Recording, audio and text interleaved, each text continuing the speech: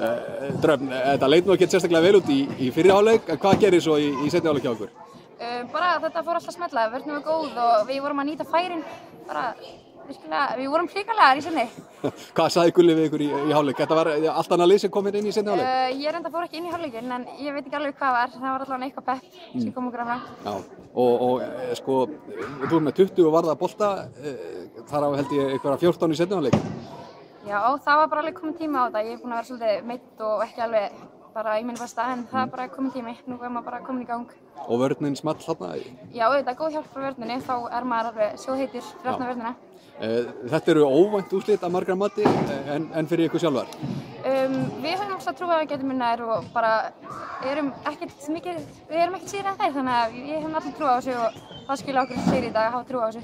Og þið eru náttúrulega í baráttunni þetta, já, væntanlega 3. sæti og þessi sigur hjálpar ykkur verulega í þeirri baráttu? Já, auðvitað. Þið ætlið ykkur kannski bara annað sætið? Auðvitað, stefnum var ekki bara sem hæst eða? Já, ég held það. Þú verður að segja mér það. Já, við bara stefnum að vera sem efst í töflunni.